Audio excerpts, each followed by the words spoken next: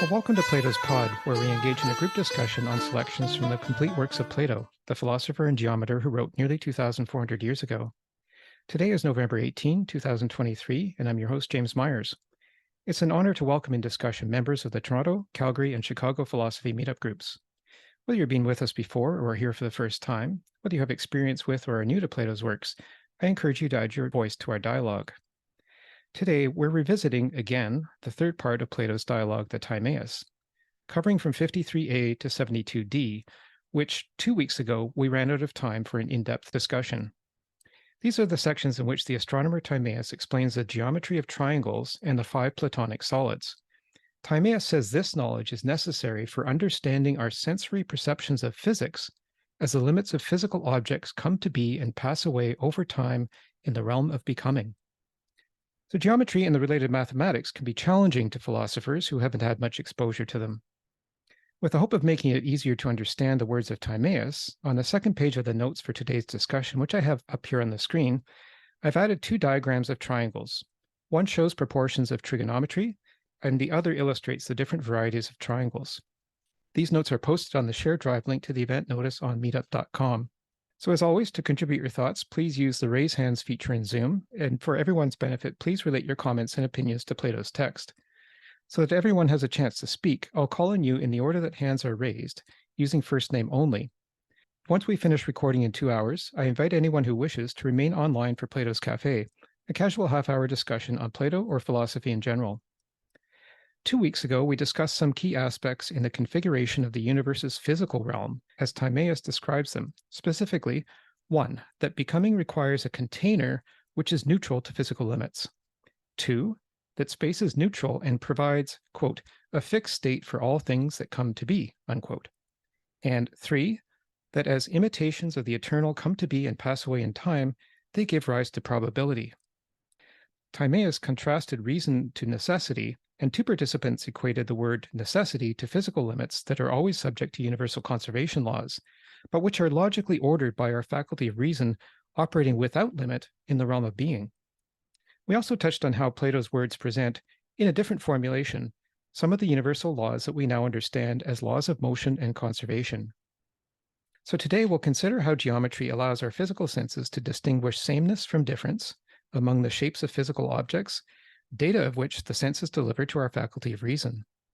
As we heard 2 weeks ago, reason operates by our measurement of shape, which, in the Meno, Socrates called the limit of a solid.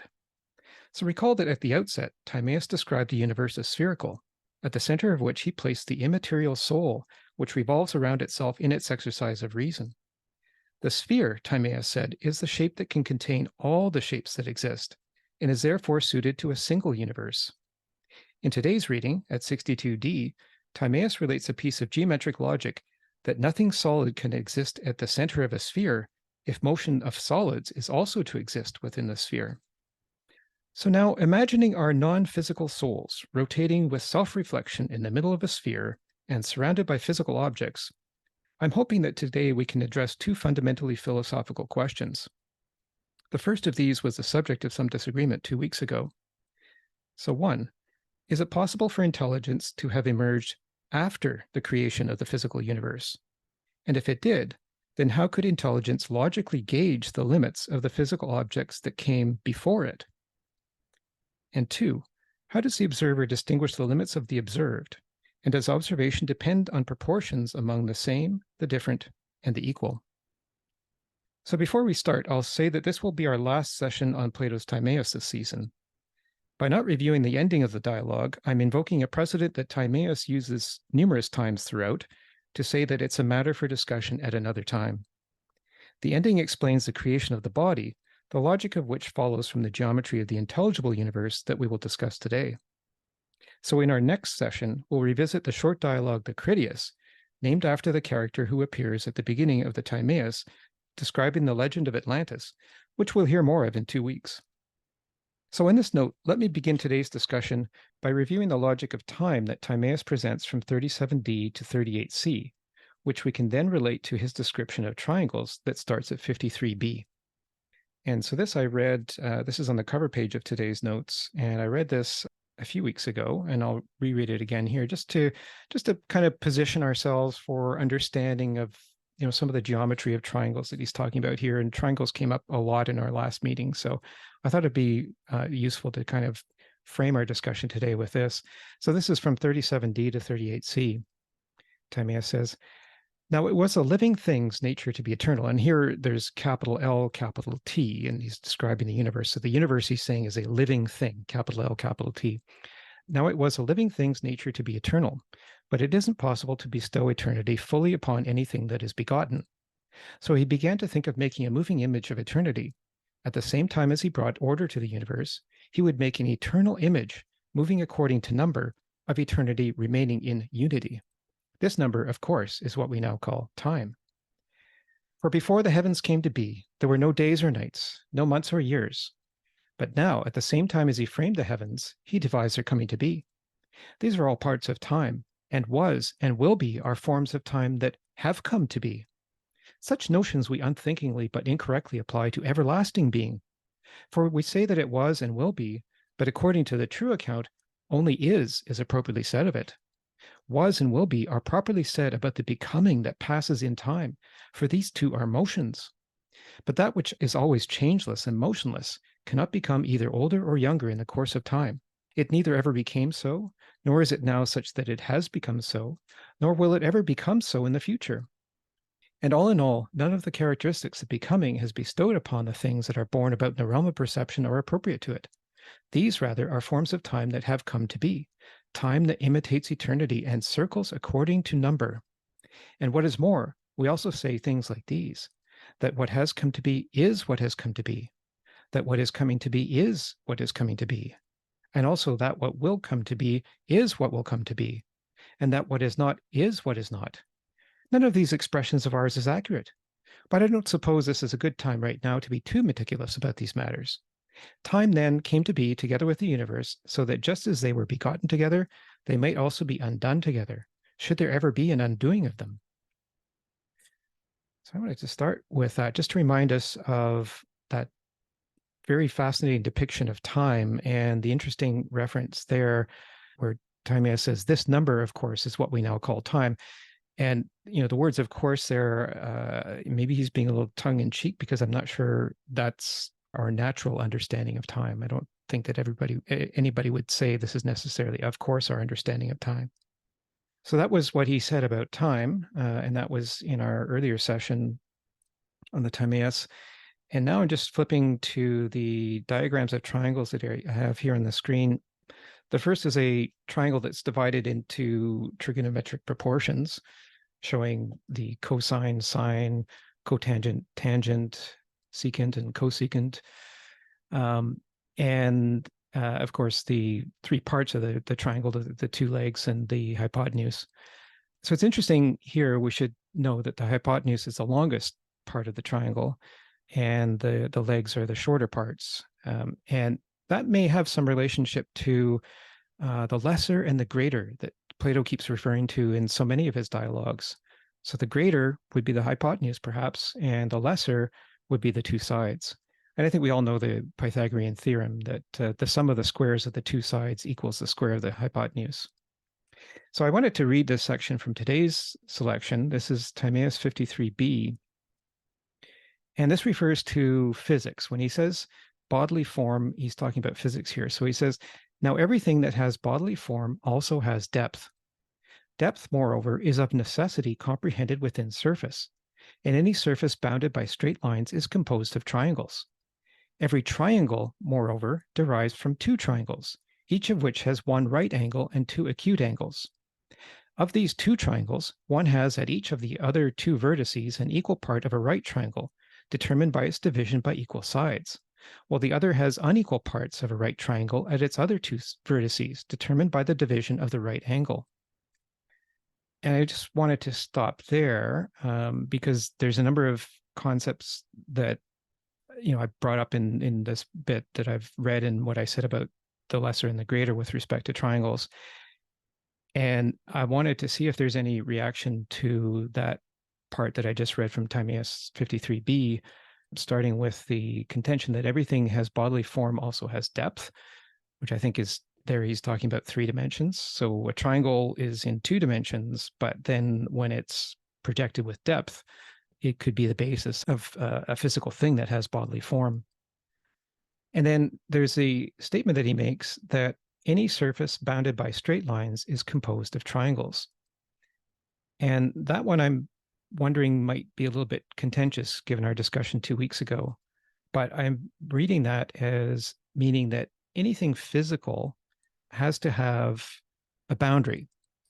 And you can't have a boundary with just 2 lines. You need 3 lines to form a boundary to enclose something with a shape.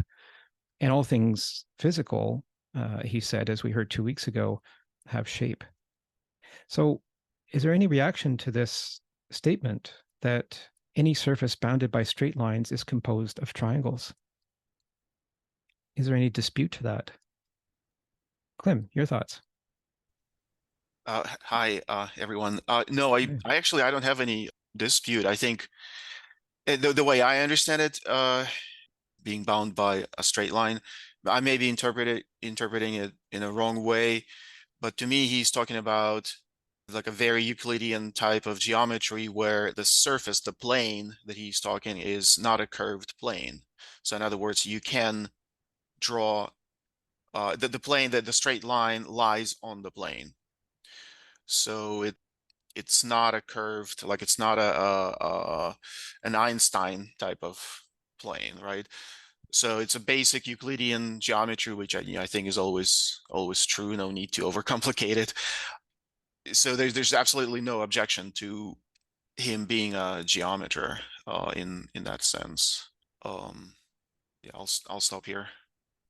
Yeah, I think you've introduced the idea of different types of geometry. We talk about Euclidean geometry, which is 2-dimensional, and then we get into higher dimensions of geometry, which is what Einstein was dealing with when he formulated special relativity in 1905 and general relativity in 1915. So thanks for that. We can talk about those differences in geometries. So Roger, your thoughts? Yes, I concur with Clem. I think he's talking about the plane surface, and that surface has a discrete number of segments. It's not a continuous boundary. So you can think of an octagon or a polygon in general, like a triangle, sorry, a rectangle, or so these surfaces are areas or plane surfaces with straight segments on the boundaries. Yeah, sure. Can be construed or can be looked at as comprising a certain number of triangles inside. Yeah, but if we think, for instance, of a surface that's bounded by curved boundaries, then that's a different story. Like, for instance, a circle. You're not going to be able to look at the circle as comprising a number of triangles. You cannot do that. But with straight segments at the boundaries, yeah, I see it. Mhm. Thank you. Yeah, thank you. I guess one thing I would raise here is that I guess we know that there's no perfect circle in physical existence. That the perfect circle, I guess, is an abstract notion, and so maybe what we call physical circles are really composed of straight lines, but those straight lines form the chords of what would be a circle. But that circle is always imperfect. I would just raise that potential in there, and um, that the point just escaped me. But anyway, I'll leave it at that, and we'll go back to Clem.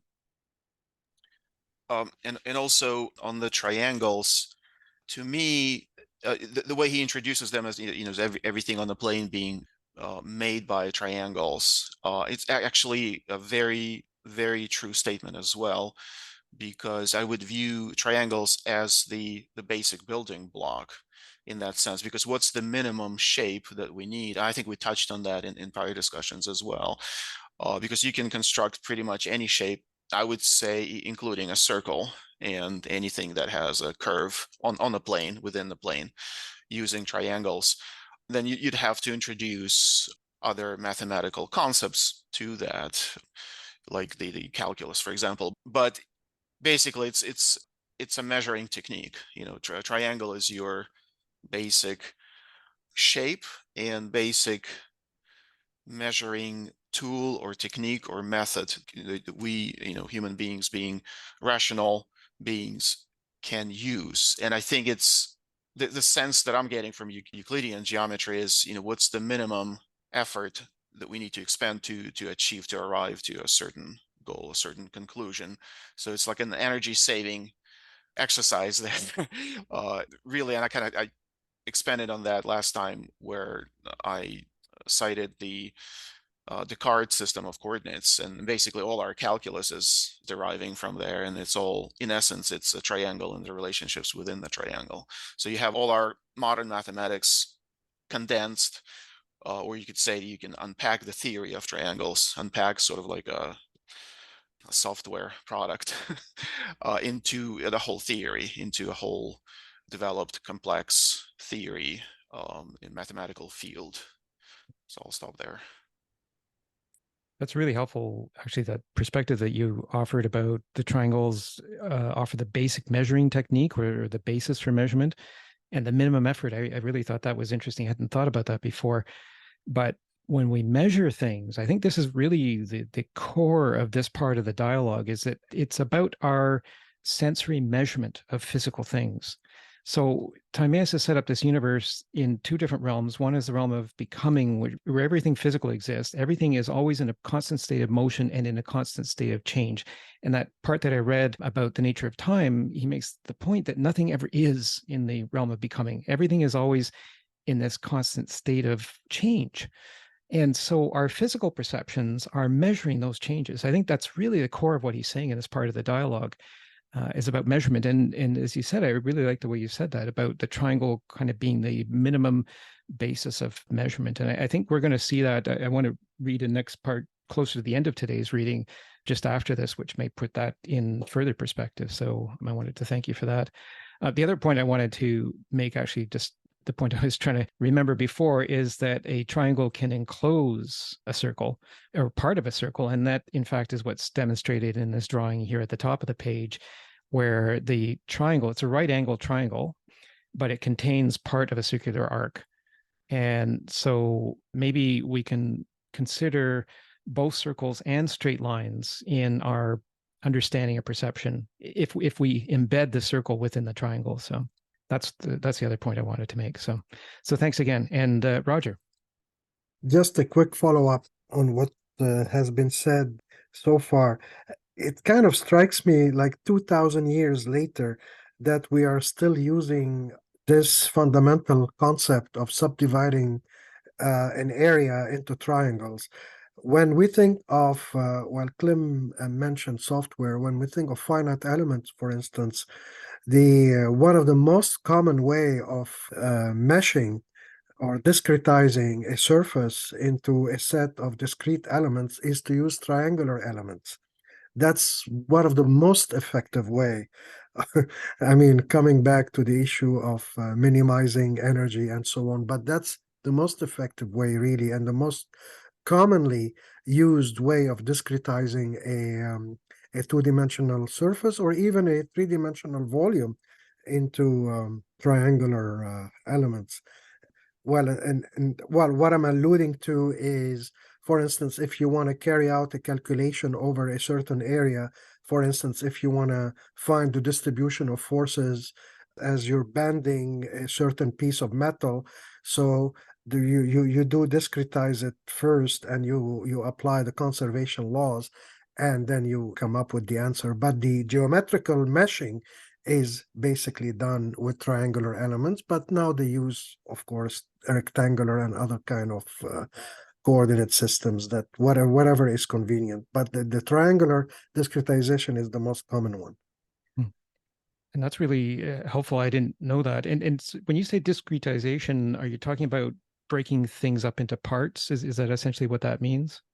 Yes, is to represent a continuous part of the plane, or that area we're talking about, to subdivide it into smaller elements. Right. And what you do usually when you develop those codes and the software, like if we talk about finite element, Then you take the complicated equations that govern, let's say, the forces and the displacement, or the temperature, or the velocity, whatever you're calculating. You take those difficult equations and then you simplify them over each of these elements. So you implement a very crude solution to those equations over each element. And the smaller those elements are, the more accurate your final answer is going to be. So you go from element to the next, and you connect, of course, and then finally all the way to the boundaries. And that's where you need the computational power. Is the more elements you have, millions of elements sometimes you need.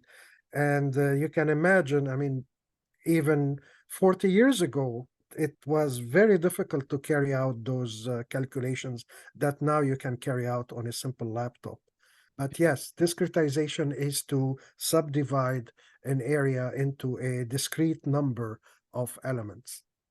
Yeah, and I really appreciate the context there. That's really helps to understand the importance of this in the modern context, 2,400 years after Plato wrote this particular dialogue.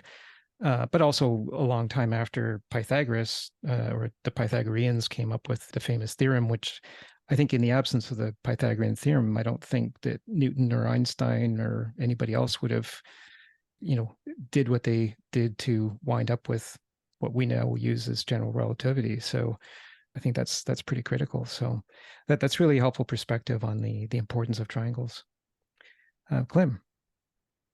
Yes, also another small comment on where I see geometry comes in as being almost a metaphysical tool or set of tools for Plato to, to actually to talk about metaphysics.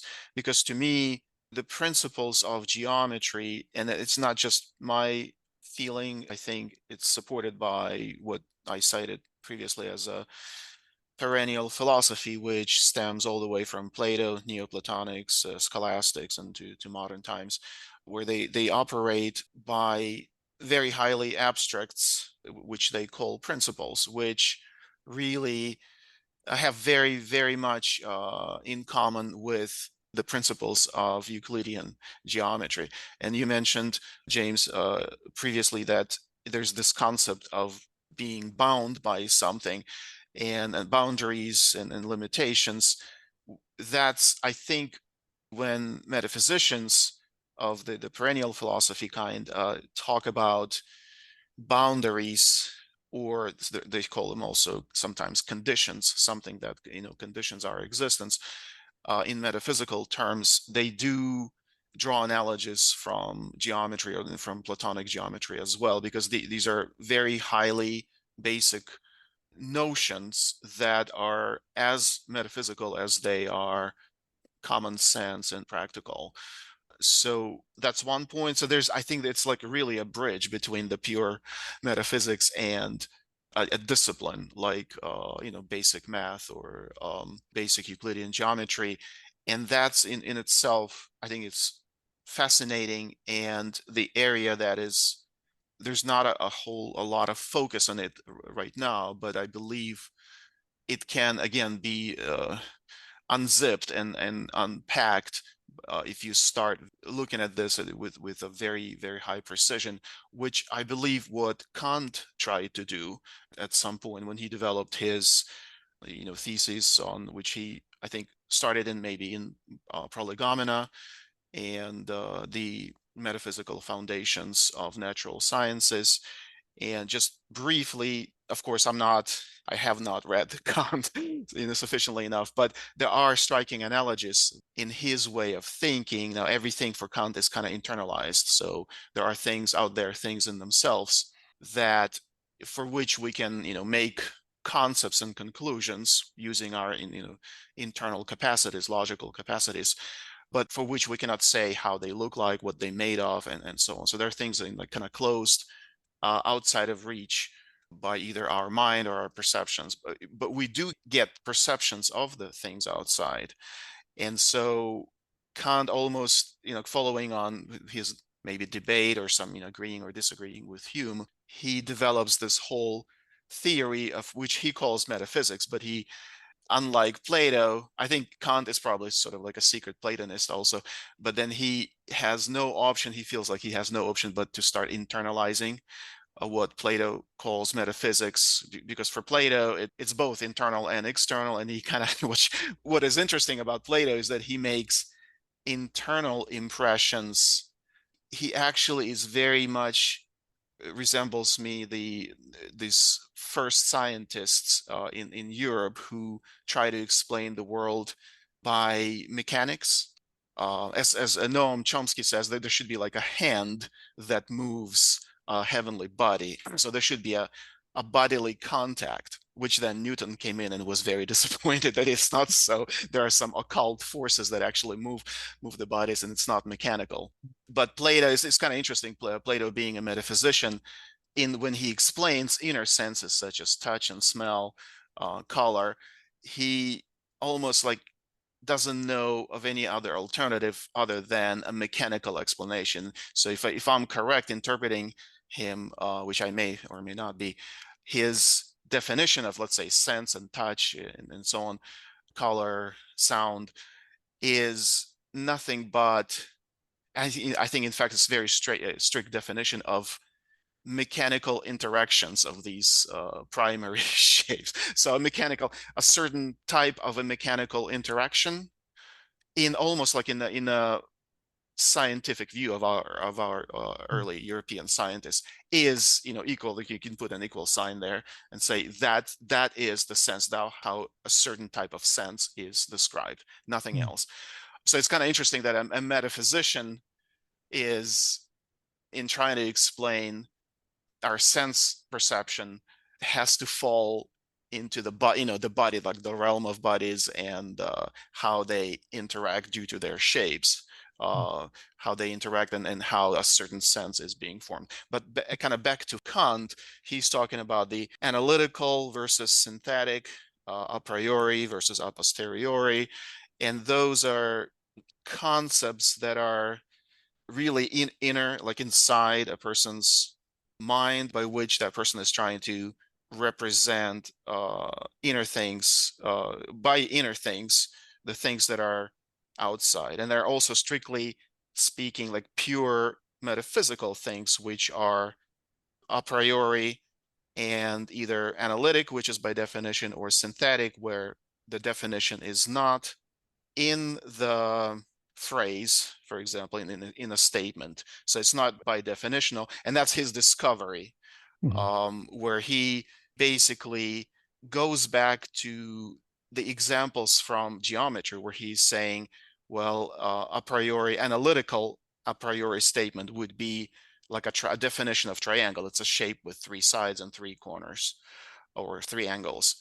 But a synthetic definition of triangle would be that a triangle has, the sum of angles would make up 180 degrees, because it's not necessarily evident from the definition. You have to kind of, put yourself on a logical track to unpack that knowledge that is not obvious, for just by looking at the definition. That's helpful, actually. It's and sorry to interrupt there. I just, before we get too far into Kant, but I think what you just said about a priori and synthetic is very interesting, and it takes us back, I think, maybe to the way Timaeus described the arrangement of the universe as being a sphere, because the sphere contains all the shapes that are, and he put at the middle of the sphere a soul, which is immaterial, because he says, and we'll see this in today's reading, he says that if there were something solid at the middle of a sphere, the sphere could not contain any other motion. And that's the key thing. So he says there has to be something immaterial at the center of the soul. Maybe that's the kind of inner part that you were talking about in terms of Kant and metaphysics. And I think that's pretty important, that we keep this concept in mind. This is how Timaeus has said the universe is, that, we live in this vast array of physical objects, but at the very center of it is the soul of the universe itself. And we each have a share of that soul, which I think, as I've said before, is a very empowering idea. So I think that's helpful. And just, to highlight that, I have this image of a sphere here on the screen. And to take it back to what Roger said before about measuring area and volume, we have here the area, the surface area of a sphere being 4 pi r squared, and the volume being 4/3 pi r cubed. And so we have the ability to measure that, but the sphere itself, the perfect sphere, doesn't exist. The perfect sphere, Timaeus would say, is the universe itself. So thanks for that. And we'll go to Darren. Hi, everyone. Yeah, I appreciated Clem's comment just now. And like he really emphasized how what we see here could be understood as a kind of metaphysics of natural science almost, because with these sort of elements, we can build up a mechanical view of nature. I think he is setting up the tools for us to do that, which is the thing that enables us to explain so much of the world. And Plato is saying, underneath at least one theory of the world at the time, that the world, the fundamental elements are like water, fire, air, and earth. He's saying that actually, like, we shouldn't even say is with these things, that they can transform into one another because they're actually just made up of triangles. And he has these, he's going to talk about like the octahedron and so on, and all the other, objects. So, but the thing I guess I want to add to that is that it's not a purely mechanical view of the world, right? So actually James just like stole my comment because he brought the soul back to the picture. And I guess the aspect I would add to that is that he talks about two kinds of causes, right? Like this is like emphasized throughout this dialogue. So the sorts that's based on these triangles is the cause of what he calls necessity, and he also calls them auxiliary causes at various points, and he also even calls them secondary causes. But then there's the primary cause, which is the intellectual one, which is a thing that uses all these mechanical objects and laws and how they interact to build the universe we live in. And I think this is sort of like maybe like secret unannounced project in the dialogue, but it's it's everywhere, which is that he's trying to redescribe a lot of phenomenon in these mechanical terms. So he's saying, like, for instance, we saw in previous readings, like he talks about how like people were scared of like celestial phenomena, like stars coming and disappearing. And he says there's actually literally nothing to be scared of. It's all numbers. It's all just geometry and numbers. So I think I made a mistake about in the previous dialogue. In our discussion, I mentioned how like he said people were superstitious about dreams, and how he was saying actually no, there's nothing to be scared about, because like he gives sort of this mechanical reason for why we dream. But actually, so he does give a mechanical explanation for dreams, but what he mentioned regarding superstition was actually regarding our people's feeling, I think he says, terror's importance of things to come regarding celestial phenomenon. So he tries to give us I guess you could call it a geometric or numerical or mechanical explanation for those things. So there's nothing to be scared of. But the world that's created is still, but it's not purely mechanical, because the craftsman that uses these tools to create the world that we do see. So it's sort of like an interesting sort of mix of things, I guess, because the craftsman doesn't literally like bring things. It doesn't seem to be in this story that the craftsman like literally creates the things. He just sort of organizes them and gives them certain proportions. Like there sort of seems to be or the material object around, and then he just sort of uses them to create the world we live in. And even like, for instance, like I don't know if we've mentioned this before, but like one of the view of the universe that's created, like there's the souls, and he says that with the material he used to create the souls, he actually in that moment in that process of creation, he assigned each soul to a star. This is part I kind of like the image being presented here.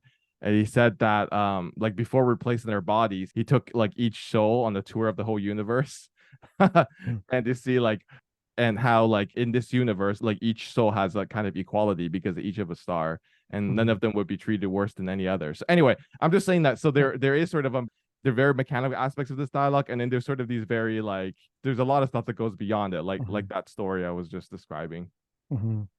Yeah, and that's interesting, the way that you reminded us of intelligence being the primary cause, and the secondary or auxiliary cause, which was in the last part that we read, was referred to as necessary. And it's interesting the way you equated that to the triangle. So, and that could relate to what Roger said about the triangles being, kind of the the basis of measurement. And Klim said that too at the beginning. So, I mean, maybe one question here is one of those two questions that I asked at the beginning is what came first, intelligence or the physical universe? And this was a basis of contention in our last meeting 2 weeks ago. And I think Steve, said the related what I think is fair. It's a common view, I think, is that the physical universe came first and intelligence emerged afterwards. And that's what he said in our last discussion. And I think that's kind of what you would think, I think, just from taking the empirical evidence, that if you think that all knowledge comes from empirical evidence, then knowledge can't exist until the empirical evidence comes. And that would mean that the physical universe comes first. But Timaeus here is saying something very different. He's saying that the intelligent universe comes first and then the physical universe developed. And what you were talking about in terms of proportions, just before I go back to Klim, I just wanted to read this short section here. This is close to the end of today's reading. This is 69b to 69c, and this is all about proportions. Proportions are necessary for measurement. And if we recall what Timaeus said earlier, that the universe is a mixture of the same and the different, and it was a very difficult mixture for the creator to accomplish, this mixture of the same and the different, because every time you mix the same, things that are the same want to go together and things that are different want to go apart from the same. So how do you bind these all together? So there's that interesting reference to the shaking machine and all of that. So this part maybe explains a little bit about this and the use of proportion as being essential to this mixture of the same and the other. So I'll just read this short bit here. So it says, to repeat what was said at the outset, the things we see were in a condition of disorderliness when the God introduced as much proportionality into them, and in as many ways, making each thing proportional both to itself and to other things, as was possible for making them to be commensurable and proportionate. For at that time they had no proportionality at all, except by chance, nor did any of them qualify at all for the names we now use to name them, names like fire, water, etc. All these things, rather, the God first gave order to, and then out of them he proceeded to construct this universe, a single living thing that contains within itself all living things, mortal and immortal. He himself fashioned those that were divine, but assigned to his own progeny the task of fashioning the generation of those that were immortal. So I just wanted to raise up this importance of proportionality in terms of this mixture of the same and the different in this universe, and the same and the different, Timaeus is saying, is that's our way of perceiving things. So we perceive differences. If something is the same, you can't perceive, what am I trying to say? You can't perceive the limits of the same. There has to be difference for you to be able to perceive limits. So in this realm of becoming, it's the realm of limits, and we perceive limits based on their differences. And the only way that you can get the universe to be same to itself but contain these differences is by the use of proportion. And I think I can see a lot of geometric and mathematical justification to this statement. So I just wanted to read that. So we'll go back to Klim and then we have Ginny. Okay, so this specific paragraph looks like it's referring us back to the constitution of soul, which is made as a composition of the same and different. And that, to me, that's geometrical, but it's also as much geometrical as it is sort of descriptive and analogous. But because I think what Plato is struggling is he's trying to go back like to how sense perception is happening, or how the understanding is happening in the soul. In his mind, in order for the soul to be intellectual, it's not just and perceptive and being able to explain the bodily world. It's not just sufficient for it to be made of the same, the substance of the same. It has to kind of participate in both. And because it combines both worlds, both qualities, that's how it can be smart, rational, and intellectual. I think that's his, like, maybe I'm confusing something. To me, it seems like that's his rational way of explaining how like the primary, what are the conditions for the primary power of intelligence, meaning like power, not just know self, but to being able to explain the world of the matter, the world of nothingness, of non-being, the pure non-existence, as Timaeus mentions, like in the beginning of the dialogue, the realm of the forms and bodies and constant change as not being, becoming but not being. So that's like on the nature of the soul.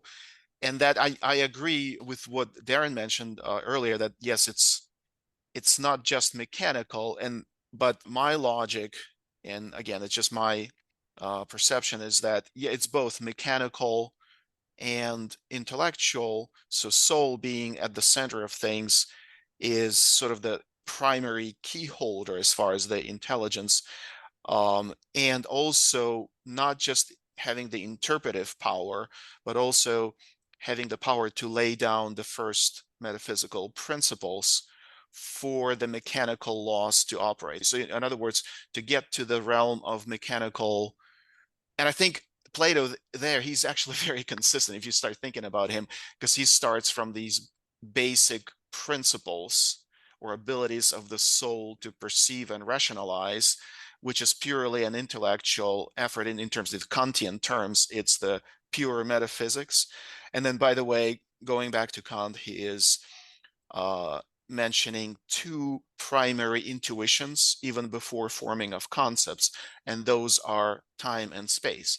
It's interesting that he draws similarity between space and geometry, and then time for him, where the perception of time comes from, or the first intuition of time, is the arithmetics. So in other words, like if you start counting 1, 2, 3, those are the numbers are the measures of time, whereas the geometrical shapes are the measures of space. And both space and time are nothing but, he's not talking about the things in themselves, the outside world. Those, for the outside world, he cannot say whether space and time exists.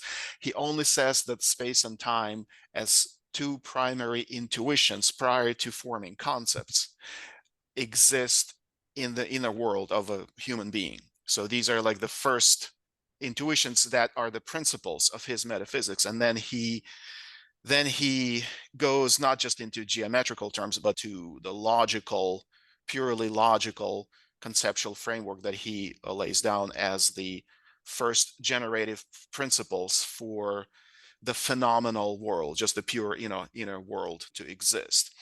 That's very, if you think about it, he kind of unpacks the Plato theory, the first stage, where the world having the mechanical properties. What are the foundational the elements, or the principal metaphysical principles that are the foundation for the natural science? So I do see strong connection there.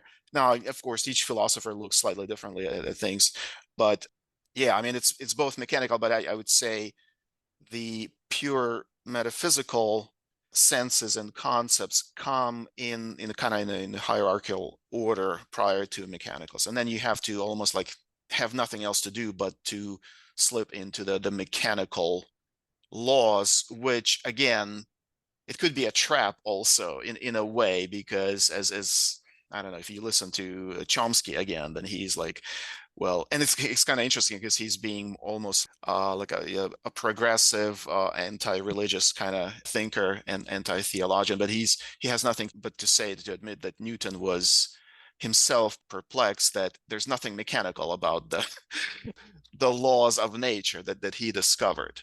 But I think explaining everything in terms of the mechanical relationships it's probably wired into our consciousness. You could probably cite like the theory of evolution, where we're developing as a species, having certain properties, being able to, I mean, we deal with objects. We know that objects bounce, and if they collide, for example, we can pick with our intelligence those properties that we perceive as mechanical, and on the surface they look like they are. Mm-hmm. Mm-hmm. And it's interesting that whether you put it to like the physical perceptions being kind of hardwired into us. And, I'm thinking back to in the Republic where Socrates says, the first order of business for a philosopher is knowledge of geometry and number. And that really kind of speaks to this idea of this hardwiring. Like we're connected to this fabric somehow. But, again, I think that back to that question that I asked, what came first, intelligence? Like, do we believe, Timaeus, that intelligence came first and the physical, which is, maybe what you're talking about in terms of mechanical, that came after? In my view, that's the only way that in that order of coming to be in the creation of the universe, that's the only order in which intelligence can have access to all of the limits of the physical and the mechanical things, is if it came first. If it came second, how would it insert itself into this mechanism in a way that it has access to all of the knowledge of all of the limits, right? So again, this is sensory perception. Sensory perception is not understanding. Understanding comes from the exercise of reason, which Timaeus says occurs in the middle of the universal sphere in the soul.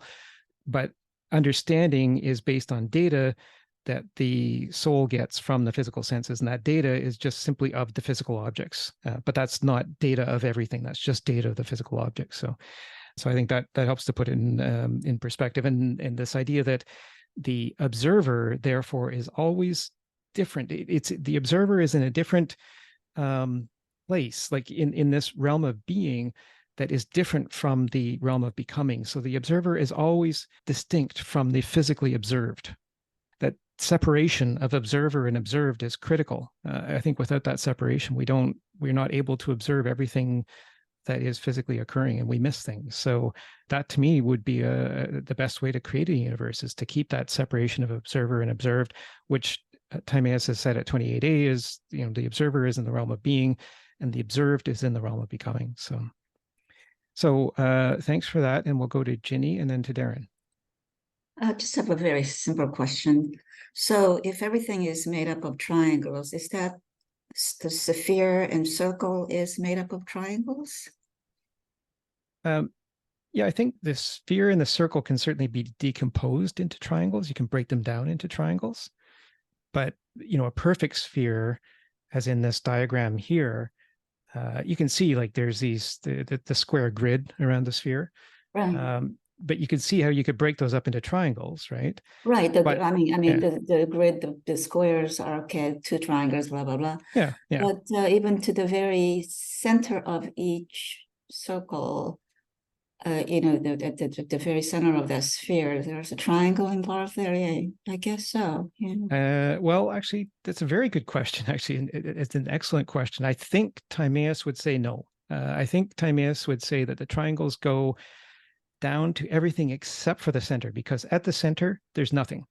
There's nothingness. There's just this little bit of nothingness. Like the smaller the sphere is, the smaller the nothingness gets. But at the center of the sphere of the universe, he says the universe is a sphere. The center, there is nothing solid. So now the triangles are the basis of the solid things, the physically solid things. But yeah, I think Timaeus is kind of saying there's a hole in the middle of the universe. A hole. Yeah. Okay, thank you. Yeah, it's an excellent question. Thank you. Very good question. We'll see what others think. Maybe my interpretation is off, but that's how I'm seeing Timaeus is saying it. So, all right, and we'll go to Darren. Well, he doesn't have. Well, I had my other. I'll just quickly respond to what was just said, and then get to my main comment. So spheres do come into the picture because he made the universe in the sphere, and do spheres have something to do with like the motions of the stars and our souls too? I don't remember. I have to go back, but I think like there's definitely a lot of discussion of spheres, but it doesn't come in. Like I think they might explain motion of the stars because like that's like the motion of understanding and reason and whatever. But regarding the elements with which he's gonna try to create this or Timaeus is gonna use to create a view of how things operate in the world, it seems like that aspect of it that he called, actually in the reading today, he calls it the lumber that the craftsman is going to use. And another thing I'll just say to that is that although there aren't like spheres per se amongst this lumber that the craftsman uses, there are going to be tetrahedrons, octahedrons, isocahedrons, and cubes. So like they're not spheres per se, but once you get to the really micro part of it, I mean, I guess even contemporary physics, we can't say that things are, when you go down small enough, the things aren't literally spheres either. You know, there are other things. But for Plato in this, or at least in this dialogue, yeah, at the bottom there are things that come close to, pretty close to spheres, right? Like what's it? Sorry, I lost that. What was the thing shape called? The icosahedron. Like that's pretty close. Icosahedron, yeah. That's pretty close to the sphere, right? I don't know. Actually, the dodecahedron has a volume that is closest to the volume of a sphere. Oh, right. Yeah. There's also, I think that also comes up in this dialogue, right? Yeah. That's one of the 5 Platonic solids. We call them Platonic solids because Plato introduced them in this dialogue. Right. And I'll talk about the unique properties of those, because all of the vertices, they are the only 5 solid shapes in the universe. Okay, all of whose vertices inscribe the surface of a sphere. So this sphere on this diagram here, the vertices of those 5 solids are the only ones that consistently touch the inside of that sphere, the circumference of that sphere. They inscribe the circumference. The only 5 solids, right? This is critical, I think, to understanding this dialogue and why he brings the Platonic solids or the 5 regular solids into this. Yeah, there are things that come close to like sphere-like things, but maybe you have to like look really close, like get that really far in this metaphysics to see them, because they're like the really tiny constituents. And yeah, these are made apparently, I don't remember what he says in this reading from week or two weeks ago, or 2 sessions ago, but yeah, like these are made up of triangles, right? I think he's gonna say that. So yeah, there we go. Sorry, James just brought up the pictures. So thank you. The pictures of the the dodecahedron. That looks pretty. That's pretty close to spherical as far as the mechanical things go. Well, they all inscribe all of the points of those objects inscribe the circumference of a sphere. Those are the only 5 objects in the universe, all of whose vertices touch the surface of a sphere. Yeah. Yeah, and I could see how, like, if you have enough of the dodecahedron, if there's tiny enough, then you might be able to build something more visible that's like sphere-like. But anyway, that's a different issue. I want to get back to the thing I put my hand up for, which is I wanted to respond to what Clem was saying in the relation with Kant. So this is not a meetup on Kant. I don't want to get bogged down in like too much comparative stuff. That's not fair to people who aren't here for Kant or haven't read the Kant. But I just want to say, like, I'll try to do this very quickly, which is that so this is this also comes back to James' question, the question he's posed for us about whether intelligence came before or after this world that was created. And there was some debate about that in previous sessions too. So for Kant, I don't think I'm actually like even really necessarily objecting or contradicting what Clem was saying. I guess I'm just adding a bit to it here. So for like Kant, he sees all our intellectual capacities as just the conditions for our ability to understand the world, and they're not about the world per se. So like space and time and mathematics, Kant just wants to say that they're just aspects of our own consciousness, our own intellect, and they help us give structure to our experience so that we can make sense of it. But Kant's limit, like, he doesn't want to go say anything beyond that. He doesn't want to say that is literally how the world is, because there's no leap he can make. He just wants to say that helps us make sense of the world. It works. But he doesn't want to say that's literally how the world is, because what can we say about the world apart from those very conditions of our ability to understand it? Like, he thinks it's like conceptually incoherent or somehow to like be able to say that that's literally how the world is, because I don't know, maybe he talks about other beings and other parts of the universe which might experience the world in different ways,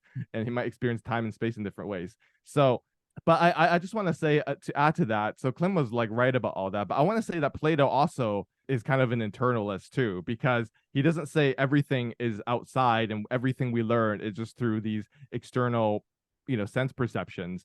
For Plato, we do have, like, this comes back to the idea of the soul. We do have a soul, which is intellectual, right? So it's not some weird, like, spiritual, ghostly thing, and we don't know really what it does. I remember in the previous week, I don't remember exactly what he said, so I'll have to go back, but Plato explicitly defined the soul as this intellectual thing with these mathematics and, understands geometry and numbers and proportions.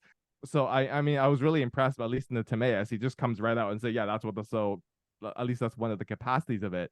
But I think what's important for Plato is that even in the section that we started this session with, so just around that section, he describes how the soul, I think this is just before this section that James read at the start of this meeting. He describes how the soul has sort of reactions to the world when it encounters something that's conforming to it or something.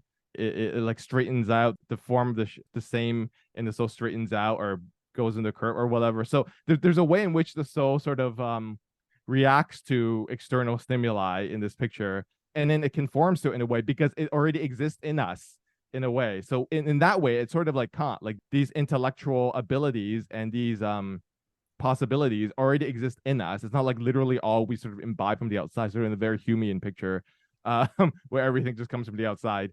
And so, I just want to wrap this up. This brings us back squarely to Plato, luckily. This is actually very important for Plato. This is not like, oh, this is some interesting, side consequence of this view. Oh, yeah, okay, so, things conform and who cares? It's actually a hugely important ethical point, right? And it's part of like almost like a religious kind of point that we want to conform ourselves to the intellectual foundations of the like our world and our universe that's literally out there, and that's how we find, that's almost like the kind of ethical goal for us. Like we find our meaning that way. So this is at the end of last week's reading, so at 69, right? So this was the great quote, and I think this just really just sums up this view of like the relation between inside and outside and the ethical importance of this issue. Actually, she said there, so this was 69a. So the craftsman made use of these the relevant auxiliary causes. It was he himself who gave their fair design to all that comes to be. And then this is the important part. That is why we must distinguish two forms of cause, the divine and the necessary. First, the divine, for which we must search in all things if we are to gain a life of happiness to the extent our nature allows. And second, the necessary causes, for which we must search for the sake of the divine. That is, the goal of our search, our goal of our knowledge.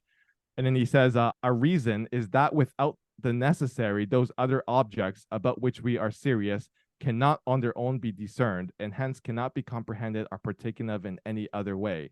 It's sort of suggesting like we have to know these mechanical causes, but in them, we should be searching for signs of the divine, because that is going to be what gives our soul its meaning and a life of happiness. I mean, that's a pretty significant, so that's maybe the most even like important takeaway like in terms of ethics from this. So anyway, I'll just wrap up there. So it all has like importance tied to it. It's not just some weird discussion, theoretical discussion we're having. Yeah, no, that's great, and I'm glad you raised that 69a quote, because it really highlights I won't use the word necessity, I'll say the importance of finding the divine cause first, because I think that really points to unity. And if we look for unity first, that which ties everything together, that's almost like a dialectic where we're looking for the first principle. So you look for the first principle, and that's, you get through all of those causes and effects, and you find the first cause, or as close as you can come to the first cause. None of us can put our finger on the exact first cause of everything, but you come as close to that, and then coming as close to that, then you can apprehend all of the necessities, which I think, as two people in our previous session 2 weeks ago, kind of, I like the way they redefine necessity as, the physical, basically the physical limits. Those are the necessities. And so once you've come as close as you can to the first cause, then you can properly assess all of the causes and effects that ensue in the physical objects, which are the necessary parts of the realm of becoming, which is the physical realm. So I think that's really helpful. And then I think you also talked a little bit about the uncertainty in the accounts that we give. And that's just, I wanted to recall what Timaeus said earlier, actually at the beginning when he started to explain this. He says, I won't be able to make an exact account of this. I will give you the likely account. And that's, again, highlighting that in the realm of becoming, the physical realm, we're dealing with probabilities and not certainties. So the only certainty is in the realm of being, and that's the limitless, timeless realm. And the realm of becoming, there's no certainty possible. And we know from Heisenberg and Gödel, as we've spoken many times before, that you cannot have certain knowledge in the physical realm of becoming. So I think that was an important point to make. We'll go to Clem, and then I'll do another reading after you make some comments, Clem. Actually, Darren, very very good. Looping back into the soul, because that was exactly my point as well that I was trying to make. Well, I think you excellently put that. That it's for the sake of the soul, right? So we have to look into the physical properties, however we understand them, to kind of understand what maybe there are higher principles than that. And also, as I mentioned earlier, it looks like soul is composed. There's a reason why Plato describes soul as being composed of two realms, these two polarities that give the soul the ability to perceived ability, right? To not just be purely intellectual, like pure metaphysical in Kantian terms, but also be able to drill down into the maybe mechanical properties of things. In the Toronto meetings that are dedicated to Kant, Toronto Philosophy Club's meetings, I actually went as far as I actually expressed my sense that Kant is a little bit depressing because he has to deal with these two realms where the outside entities are unexplainable, and so you have to put everything in your mind. And I even went as far as I said, well, maybe if you try to bridge the two, maybe you could start with these intuitive capacities of the human mind, which are, in Kantian terms, those are the first very like original, very primary perceptions of space and time, again, prior to forming any concepts about them, which it beats me. I don't know how to me, they're purely conceptual, but Kant is actually very insistent. He's saying those are impressions of like your first impressions of human spirit, of what the reality may be like, whether it's outside or internal. It's those intuitions of space and time. But I kind of went even farther than that, and I said, well, maybe those intuitions of space and time are in their turn are the capacities or the properties of the outside world that kind of merges, like flows into the human, the physical properties that flow into the human mind. Because to me it's like, well, the perception has to happen somewhere, and Plato says, well, it's sort of mechanical, any kind of perception. But it's, to me personally, it's important to find that bridge between the outer and the inner without constricting yourself, encapsulating yourself just into the inner world. And as I was suggesting, this bridge, that it's your physical realm that manifests itself in these first mental intuitions of space and time. And I don't know how successful, how sound of an idea it is, but everybody seemed to agree. And they're like, okay, if that makes you happier, Clem, you're Well, fine. let's think about that bridge. Actually, I like that word that you used, and it just made me think of those five Platonic solids as maybe those are the bridges. So I want to get to those shortly. So just before we go to that, I wanted to invite Katie to say a few words. I was wondering whether I could ask a question to make sure I understood this idea of becoming and probability. Sure. So are you saying that, for example, an acorn has a probability to become a tree, but there's no law that it's not a given that it will become a tree? Is that what you're saying? That this idea of becoming, like, that is the logical progression, but it doesn't. Yeah, I think that's actually a good analogy. I think that I mean, that's the way acorns are supposed to turn out in time, but they don't always turn out that way. And so in the physical realm that we exist, Heisenberg had the uncertainty principle, which says that the more you know of an object's position, so maybe you could think of the acorn as the object, the less you know of its momentum. And you could think of momentum as its future in becoming the tree. And it says the more you know of an object's momentum, the less you know of its position. So the more you know of its outcome, the less you know of its beginning. So it's really, I think, yeah, that's an interesting analogy, that we have all of these potentials in this physical realm. But in terms of what the outcomes are going to be, we can never be certain of that because there's just so many variables, and it's impossible. Mathematically, it's impossible to be certain of the outcomes. So I like the way that you've used that analogy.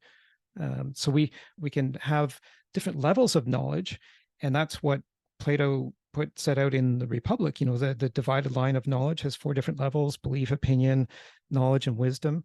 You know, kind of proceeding in that order from the least certainty to the greatest possible certainty, but not absolute certainty. So yeah, I like that. Thank you. I hope that helps. I just wanted to, just before we go back to Darren, I just wanted to read the rest of this bit of 53 that I started with. I read part of that, but I just wanted to read the rest of it with respect to the triangles, because Plato gets very specific here. He says, that is how at the time the 4 kinds, in other words, earth, fire, water, and air, were being shaken by the receiver. And this is the container that Timaeus talked about, which was itself agitating like a shaking machine, separating the kinds most unlike each other furthest apart and pushing those most like each other closest together in the same region. This, of course, explains how these different kinds come to occupy different regions of space, even before the universe was set in order and constituted from them at its coming to be. Indeed, it is a fact that before this took place, the 4 kinds all lacked proportion and measure. And at the time the ordering of the universe was undertaken, fire, water, earth, and air initially possessed certain traces of what they are now. They were indeed in the condition one would expect of thoroughly God-forsaken things to be in. So finding them in this natural condition, the first thing the God then did was to give them their distinctive shapes, using forms and numbers. And so again, I think that's the reference to the Platonic forms in this realm of being, the ideas. And he goes on to say, here is a proposition which we shall always affirm above all else. The God fashioned these 4 kinds to be as perfect and excellent as possible when they were not so before. It will now be my task to explain to you what structure each of them acquired and how each came to be. My account will be an unusual one, but since you are well schooled in the fields of learning in terms of which I must of necessity proceed with my exposition, I'm sure you'll follow me. And that, you know, there's maybe that uncertainty idea again there. And then I did read this part about the triangles. Depth is of necessity comprehended within surface, and any surface bound by straight lines is composed of triangles. So I won't reread that part again. Yeah, then he goes on to just explain the different natures of triangles and how the triangles seem to be really well suited to the construction of the physical universe. He says, we should now say which are the most excellent 4 bodies that can come to be. They are quite unlike each other, though some of them are capable of breaking up and turning into others, and vice versa. If our account is on the mark, we shall have the truth about how earth and fire and their proportionate intermediates, water and air, came to be. For we shall never concede to anyone that there are any visible bodies more excellent than these, each conforming to a single kind. So we must wholeheartedly proceed to fit together the 4 kinds of bodies surpassing excellence, and to declare that we have come to grasp their natures well enough. So of the 2 triangles, both of which contain, any triangle, he says, can be broken into 2 triangles that contain right angles, and this is true. The isosceles has but one nature, while the scalene has infinitely many. So an isosceles triangle is a triangle that has at least 2 equal sides, and the scalene has no equal sides. So there's differences in triangles. So we're getting this idea of same and different here. He says, now we have to select the most excellent one from among the infinitely many, if we are to get a proper start. So if anyone can say that he has picked out another one that is more excellent for the construction of these bodies, his victory will be that of a friend, not an enemy. And then he goes on to say, of the many scalene right-angled triangles, then we posit as the most excellent, surpassing the others, that one from a pair of which the equilateral triangle is constructed as a 3rd figure. Why this is so is too long a story to tell now, but if anyone puts this claim to the test and discovers this isn't so, his be the prize with our congratulations. So that's one of those cases where Timaeus just kind of punts a very complicated issue to another time. So I wanted to read that just to give you some example of the depth of his discussion of triangles. And then we will, and unfortunately we have 37 minutes left in this recording. And I do want to get to the Platonic solids today because we did not get to them last time. So I just asked commentators to just leave enough time for that so that we get to this. So I'll put this on the screen while we talk, and we'll take Darren. Okay, I guess I did want to. I was going to come back to that question of the in relation to the inner and the outer, which I think is quite interesting. And so I actually think it's actually maybe maybe frames the whole dialogue, because I was reminded of our very first discussion on this dialogue. So everyone remember the first discussion? And this is before we got into Timaeus's like long speech here. So that was Critias, and they were sort of just having a conversation, and how there were all these like weird coincidences. So we discussed that in the first week in all kinds of ways. And it was kind of eerie almost. But that's precisely on this issue of how Socrates managed to come up with a republic described the previous day in the previous dialogue that somehow resembled this really ancient story of really ancient Athens that Critias heard from somewhere else, and they even seem to share some of the same names and so on and so forth. Like there's all these weird coincidences, but that's precisely because like what comes from Socrates is like reason when he developed the republic resembled like the very first sort of great cities that were created by Athena. But the reason they coincide is because they all have this inner source. So what manifests in the outer world has this deep inner logic. So it's like this. So in fact, this like issue, it like frames this entire dialogue, and part of what is at work now in the current reading is just trying to describe this underlying logic. So I think it's actually really in that frame, it's quite important.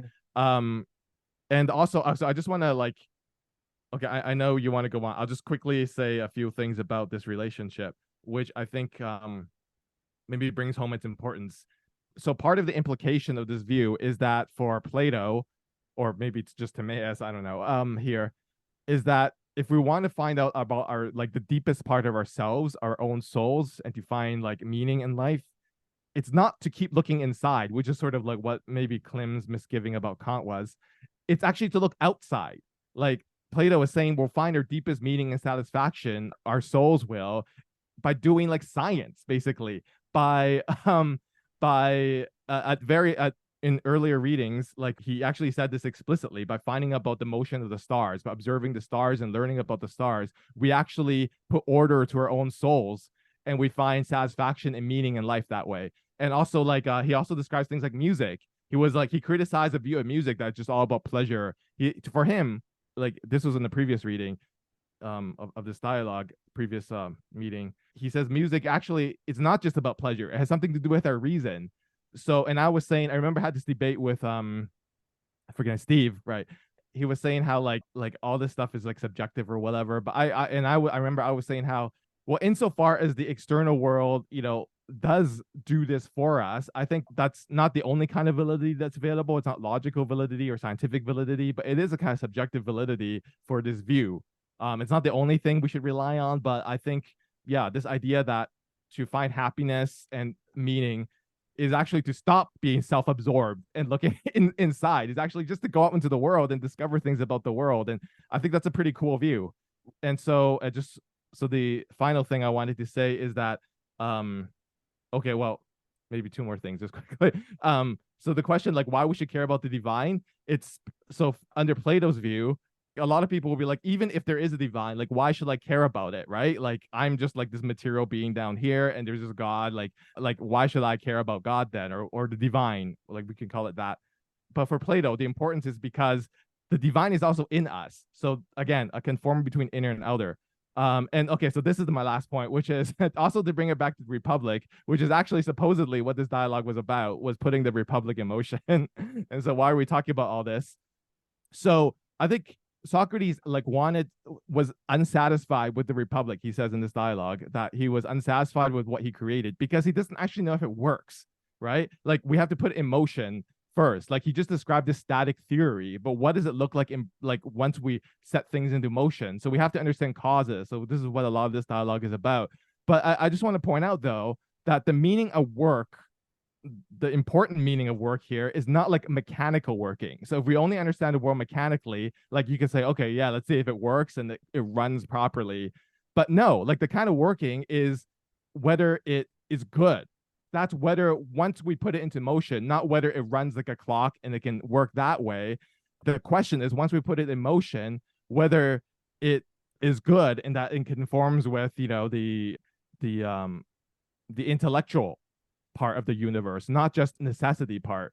I think that's important. And also, if you recall back in the Republic, like a lot of the initial arguments rested on the analogy of the Republic itself as a soul, like the society itself as being a soul.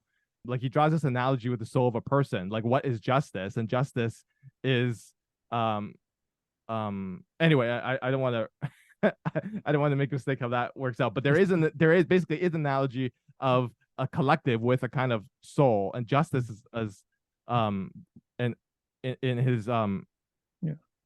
argument for what justice is, there is an analogy with the soul. Yeah, so I think it all ties in back with this question of what the relation between inner and outer, and how important that question actually is to getting that right, and the order of that right. Yeah, and yeah, you pointed to actually a number of really important things, important themes, I think, that I want to pick up on here, and then I want to read this bit about the solids, because I think what you said actually just ties quite well to the solids when you talked about this idea of harmony and justice. I think there is a harmony of these shapes, these 5 Platonic solids. There is this harmony. It's spherical harmony. And Timaeus, having said that the universe is a sphere, the way you create harmony within that sphere is with these 5 solids, because the edges of these 5 solids they are all equal, right? So you have these 5 solids, and these 5 solids, by the way, all fit together. And I know the geometry of this very well. The 5 solids all fit together. And because the sides of each of those solids are equal, that could create quite a lot of harmony in that sphere, like maybe perfect harmony in that sphere, right? And those are the only 5 solids in the universe that can do that. They as I said, their vertices all inscribe the circumference of that sphere. So that's critical. So you talked about harmony and putting order in our souls and all of this, which reminds me of something that Timaeus said earlier, and this relates to my question about what came first in the universe. Timaeus acknowledged that when a person is born, that person does not yet have intelligence. Although intelligence, he says, was the first thing that was created in the universe, when a person is born, they're not born with that intelligence. They have to first get their souls in order. And he talks about the rotations, the orbits of the souls, putting those orbits in order so that intelligence then comes to that being. But because all knowledge is recollection, that intelligence is inherent. It just needs to be triggered, I guess, by that, by that harmonizing of the orbits that he talks about. So I think that's a very important point that relates very much to what you said. And then you used, I think near the beginning of what you said, the word deep inner logic. And this, I think, is exactly what the 5 Platonic solids can do, is deliver this deep inner logic of the sphere. So I want to talk about that. And then you mentioned Atlantis, and that's why we're going to do the dialogue that Critias, which is a short dialogue, next, because it'll take us back to that theme of Atlantis, which was brought up at the beginning of the Timaeus. So that's a number of things you said that really tie things together well. So I wanted to read this bit from 54E to 55D, and this is on the 5 regular solids, which we now call Platonic solids because Plato wrote about them in this dialogue 2,400 years ago. So he says, leading the way, in other words, the first solid, will be the primary form, the tetrahedron, the tiniest structure whose elementary triangle is the one whose hypotenuse is twice the length of its shorter side. And note this ratio, 2 to 1. Now, when a pair of such triangles are juxtaposed along the diagonal, and this is done 3 times, and their diagonals and short sides converge upon a single point as center, the result is a single equilateral triangle composed of 6 such triangles. When 4 of these equilateral triangles are combined, a single solid angle is produced at the junction of 3 plane angles. This, as it turns out, is the angle which comes right after the most obtuse, and obtuse means greater than 90 degrees, of the plane angles. And he says most here, which could relate to Plato's greatest, like the greater and the lesser. So the most would be the greater. And he goes on, and once 4 such solid angles have been completed, we get the primary solid form, which is one that divides the entire circumference into equal and similar parts. Like circumference, right? So he's talking about the sphere here. Divides the entire circumference into equal and similar parts. Okay, so there's the same, that key form of the same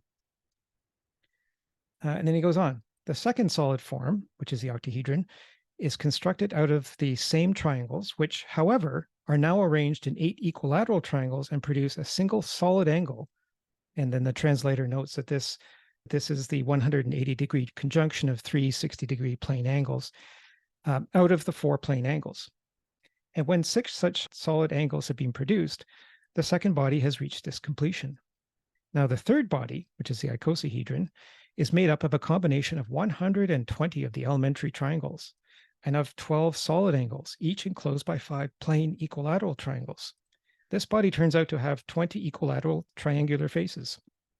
And let us take our leave of this one of the elementary triangles, the one that has begotten the above 3 kinds of bodies, and turn to the other one, the isosceles triangle, which has begotten the fourth, which is the cube.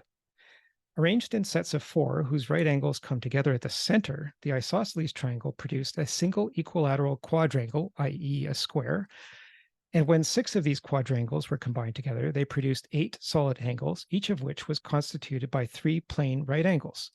The shape of the resulting body so constructed is a cube, and it has 6 quadrangular equilateral faces. One other construction, the fifth, the dodecahedron, still remained, and this one the god used for the whole universe, embroidering figures on it. And he goes on to conclude, anyone following this whole line of reasoning might very well be puzzled about whether we should say that there are infinitely many worlds or a finite number of them. If so, he would have to conclude that to answer infinitely many is to take the view of one who is really unfinished in things he ought to be finished in.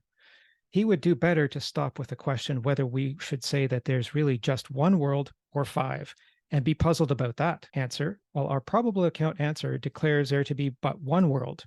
A god, through someone else, taking other things into consideration, will come to a different opinion. We must set him aside, however. So maybe just if there's some reaction to this, there's a lot of details in here, and maybe people think this is dry and boring, but there's maybe a reason that Plato has put this in here, right? And in relation to the spherical universe. So what do we make of these 5 solids, and why has Plato gone to such lengths to reveal this knowledge to the world 2,400 years ago? Any thoughts on that?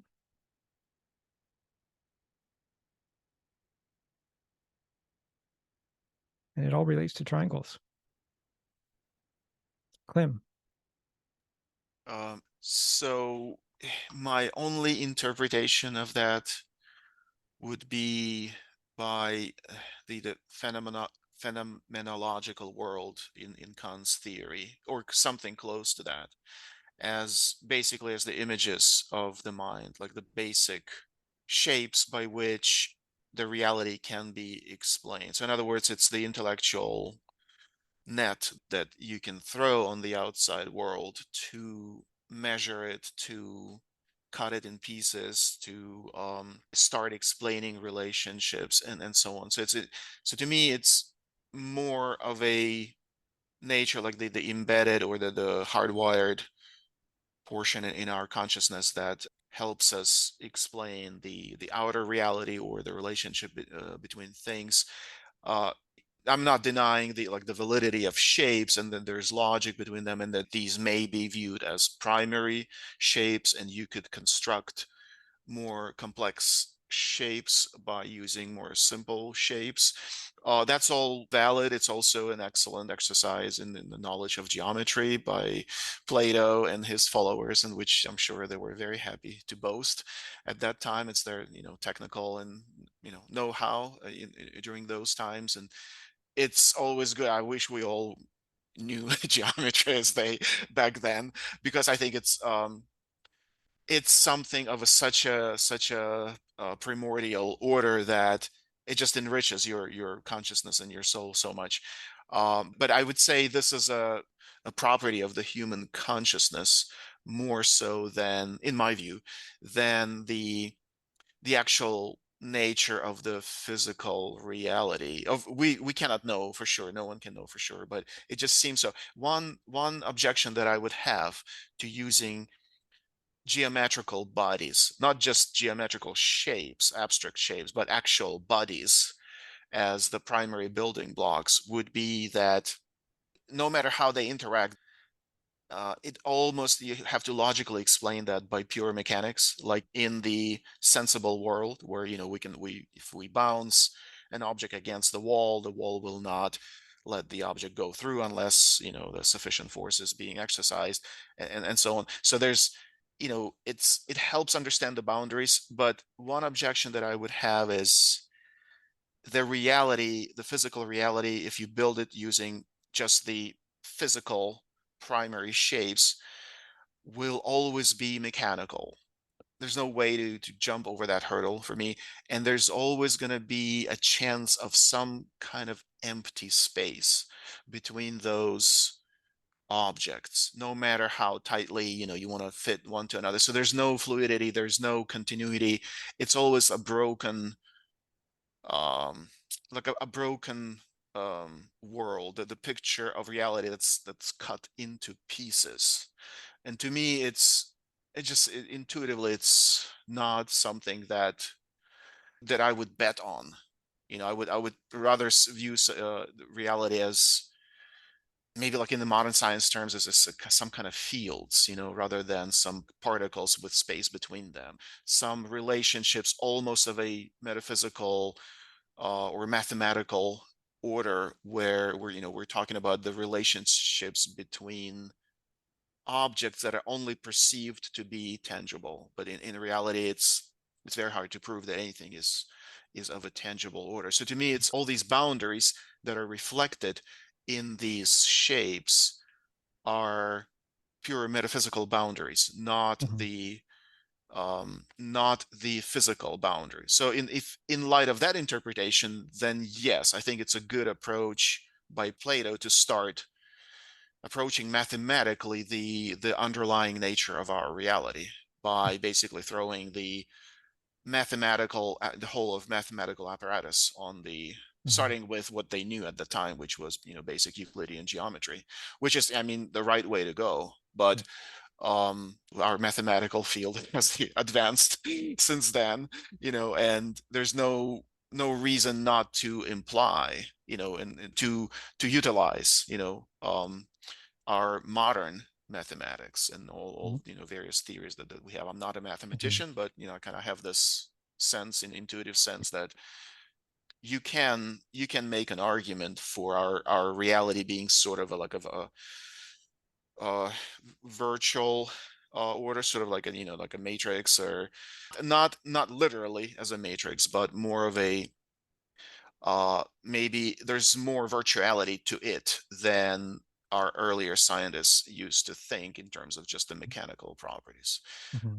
Really, it's something more of an intellectual order, pure, as in Kant's terms, would be pure metaphysical order, with the laws of logics probably even standing a little higher than the laws of the mathematics, because you got to start with some very primary laws of how our consciousness operates, which is logical. And so there are laws of formal logic, for example, and then you can develop mathematics out of it. And then who knows what else maybe prior to, or what is the nature of the logical that whole wired built-in framework in our consciousness. But to me, it's almost, if you look at the universe, the inner and the outer, it almost looks like there's one whole reality that's being fragmented by some kind of principle, so some kind of laws that are define the boundaries. And the geometrical shapes are, I think it's a good way to illustrate the general concept. Now, how it's really happening, it's Nobody I don't know knows. if we know. Nobody knows. Yeah, it's Yeah. maybe we'll know more at some Yeah. point. I still Yeah. think we can advance in that area. Yeah. And I think what the modern science is doing currently, there may be approaching just intellectually that whole thing. So I'm still positive about that. I'm optimistic.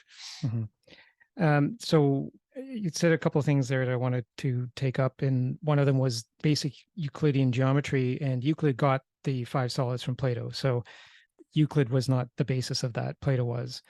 And even though it's basic in the sense that it was known, well, Euclid was about 100 years after Plato, So even though it was, basic 2,300 years ago, it doesn't mean that it's not foundational now, even though we've added a lot more to the language of mathematics and geometry than they had in their language then.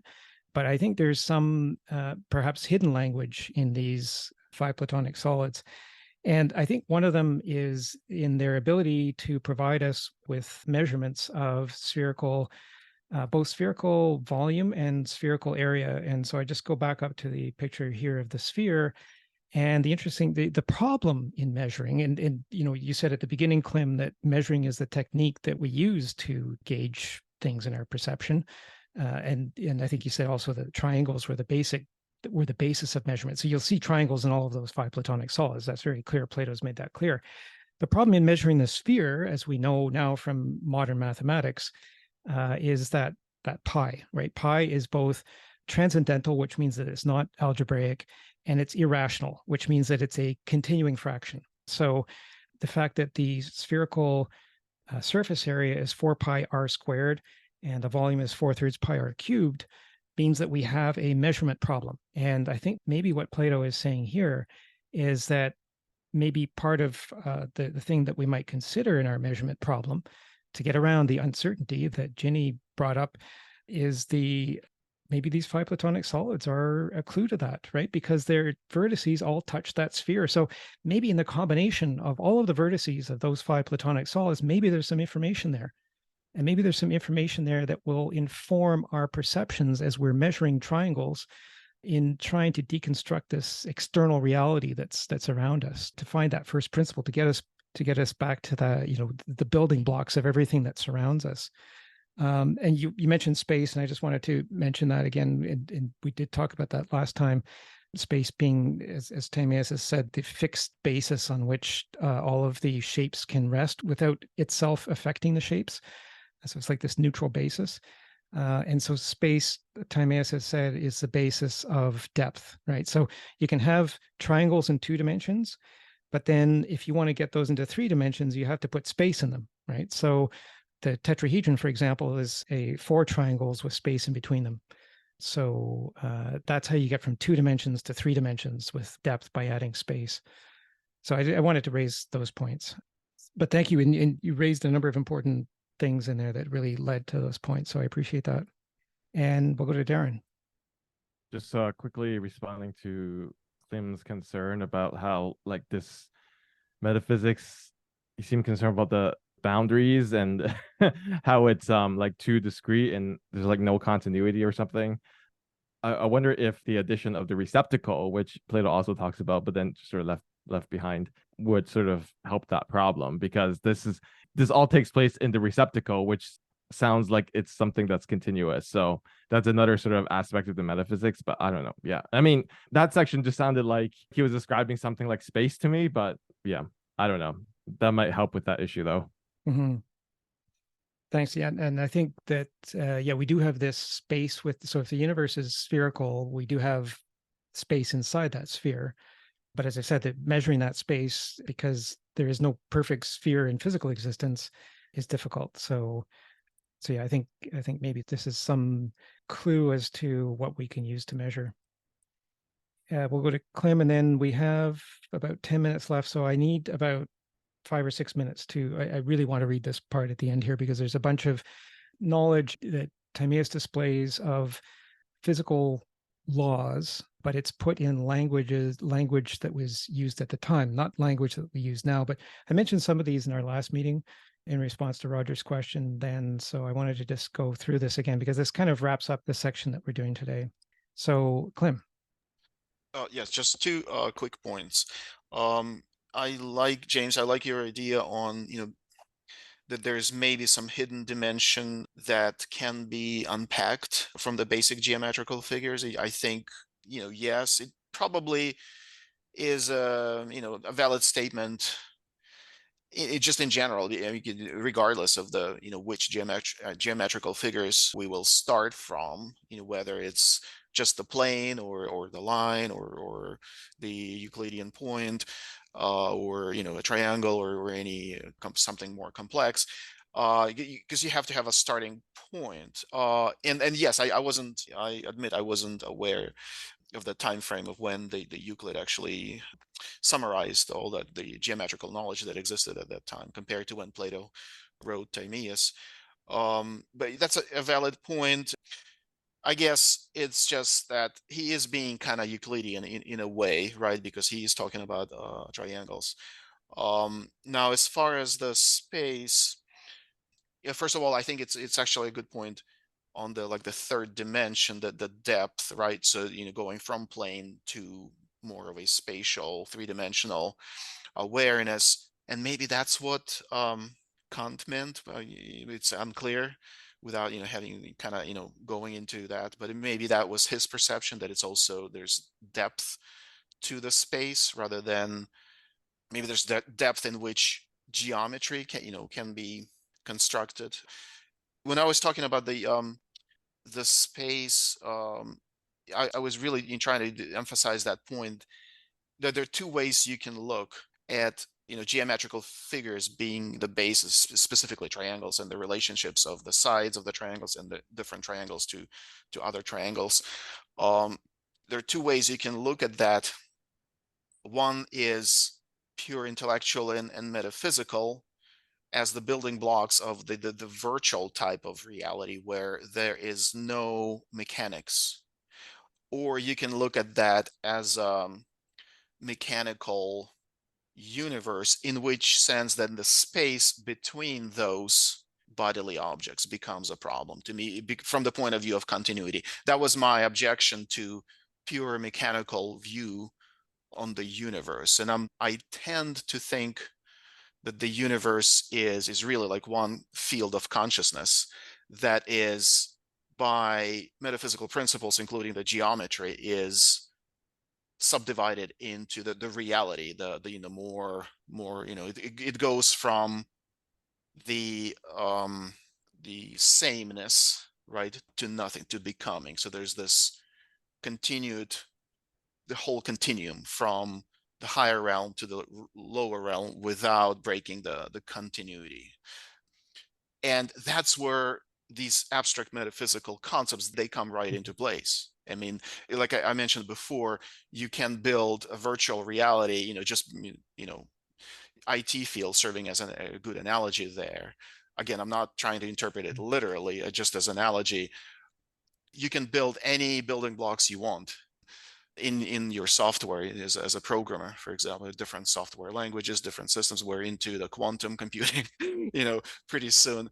So it's you can build virtual universes by applying metaphysical principles. And so your virtual universe can exist as pure expression of pure metaphysical principles with no mechanics. You don't need mechanics, bodily mechanics in there. I don't know, maybe it's just me, I'm stressing this mechanics, and maybe it's just the way I perceive it as something tangible, and maybe that's not it philosophically, maybe that's not an issue at all, but it's just me, I'm trying, I guess, personally, to get over that hurdle.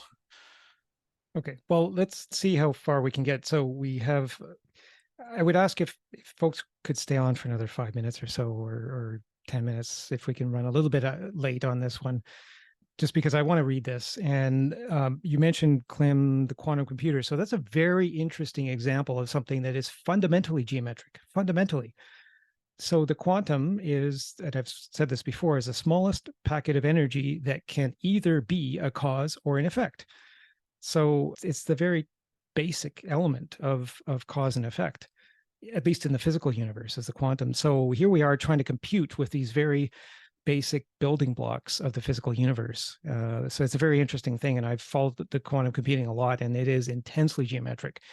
So I would say quantum programmers would do well to understand a little bit of Plato's work here, I think. And then, getting back to this idea of sensory perception, which is, kind of the purpose of this meeting. We started by saying that to enclose a physical area, you need at least 3 lines. You can't enclose an area with 2 lines. So sensory perception is going to require 3 points, like literally, to use the word triangulate space and time.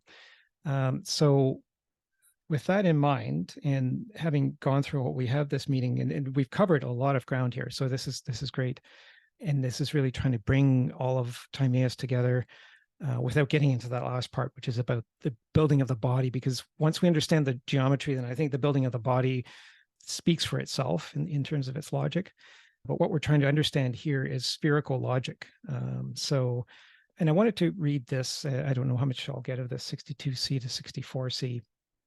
And I just found this is really reflects a lot of what we know now as physical laws. So he starts off by talking about our perception of heavy and light. So this is greater and lesser again, like the idea that Plato keeps putting in all of his dialogues.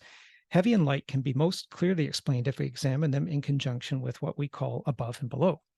It is entirely wrong to hold that there are by nature two separate regions, divorced from and entirely opposite one another. The one region below, toward which anything that has a physical mass tends to move, like gravity, right? And the other, the region above, towards which everything makes its way only under force. For given that the whole heaven is spherical, all the points that are situated as extremes at an equal distance from the center must by their nature be extremes of just the same sort. And we must take it that the center, being equidistant from the extremes, is situated at the point that is opposite to all extremes. And I'll just break there because, again, he said that the soul is at the center. So here he's saying that the soul is opposite to all of the extremes. And in the Phaedo and elsewhere, Socrates has said that everything comes to be an opposite. So the soul is taking its measure from the middle and it's measuring the opposites. Okay, so I wanted to point that out in this section. I think it's critically important.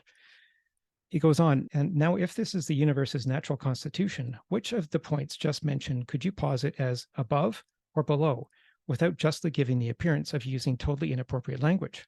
There is no justification for describing the universe's central region as a natural above or a natural below, but just as at the center. And the region at the circumference is, to be sure, not the center, but neither is one of its parts so distinguished from any other that it is related to at the center in a specific way more so than any of the other parts opposite to it. What contrary terms could you apply to something that is, by its nature, all alike in every direction? So he's talking about the radius of the sphere here. How could you think to use such terms appropriately? If, further, there is something solid and evenly balanced at the center of the universe, it could not move to any of the extreme points because these are all alike in all directions, right? So that's what I said earlier, is that he's making that geometric point there. I think that if there was something at the center of the sphere that was solid, it would prevent movement in the rest of the sphere.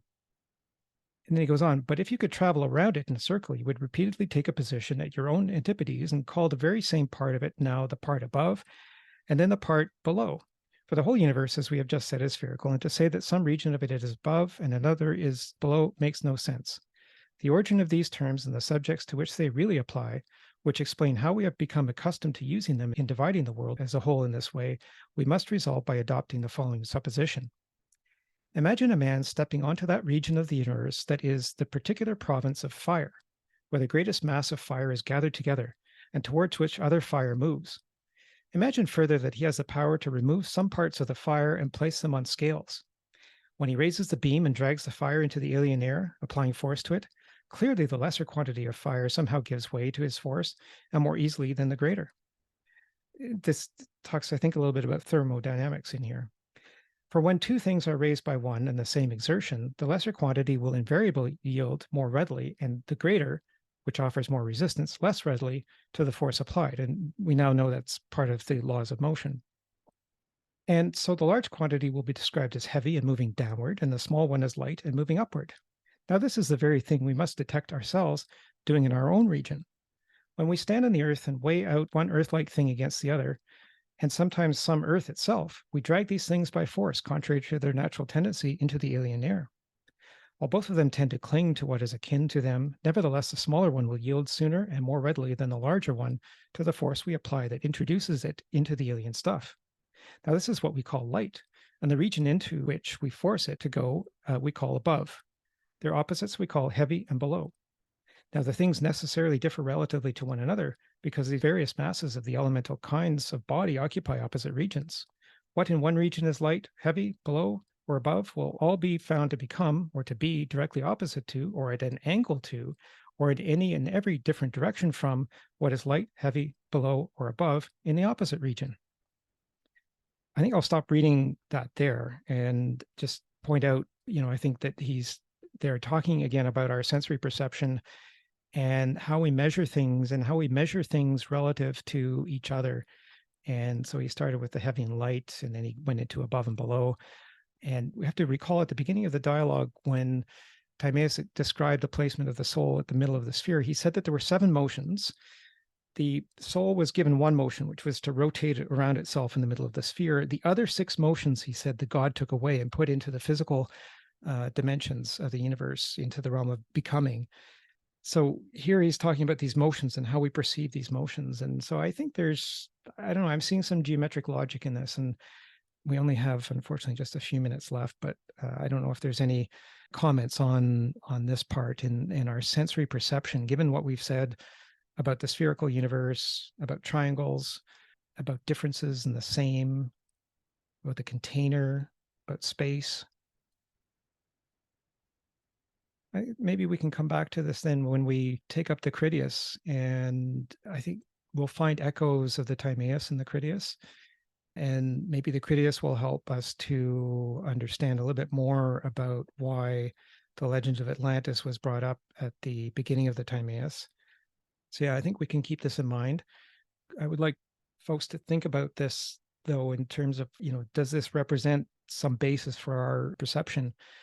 And understanding this basis for our perception is essentially geometric, then how do we make reason out of this geometry? And is that why Socrates said in the Republic that knowledge of geometry and number is essential to any philosopher? So Klim, just briefly. Yes, very briefly to comment on strictly what my perception of this is. Yeah, you can probably summarize this in a maximum, which would be mechanics is virtual. I mean, that's the best that I can say. I mean, that's how I would reconcile the tangibility of objects and thinking about the world that's being made of the gross matter, right? Is that it's all virtual.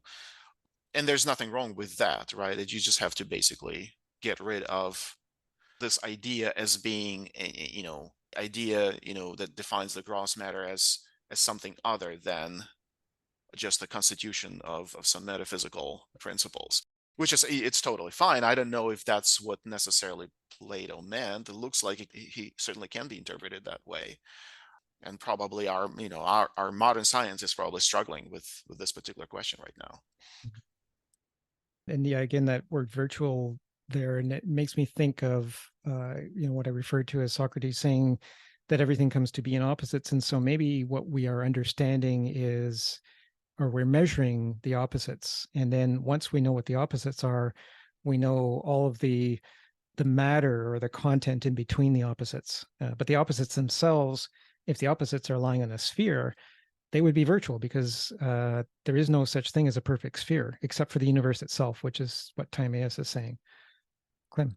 Yes, actually, what you just said leads me back to the Hindu concept in Sankhya, which the 2 poles that I mentioned in the prior meeting, the Purusha, which can be probably identified with the sameness, roughly. These are not to be mixed. These are 2 different systems, the Platonic and the Hinduist. But there's some similarity to them. So the Purusha would be the sameness, let's say the realm of the spirit, roughly, in the scientific terms. And the Prakriti would be sort of like the nature portion, and also could be identified within the realm of the non-existent and ever changing things, ever becoming but never being. Potentially could be, you can make that parallel.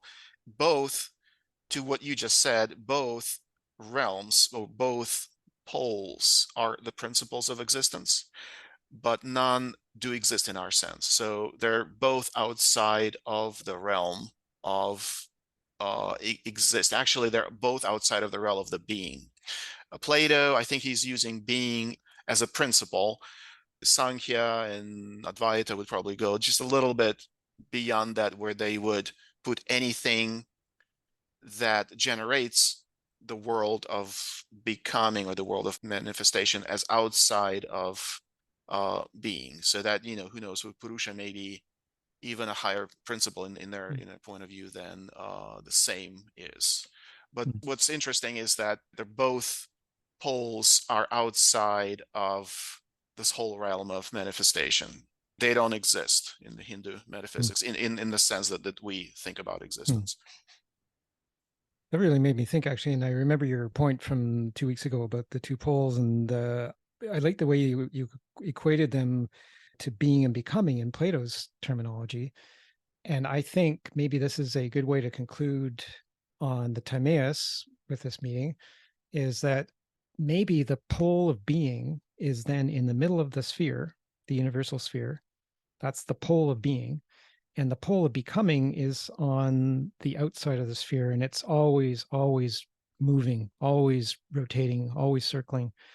So maybe that's how we would think about that. And I'm just picturing myself now in the middle of the sphere, and this kind of just static being of my sense of reason inside the sphere, and then rotating around on the surface of the sphere, which is being touched by the Platonic solids, the vertices of the Platonic solids.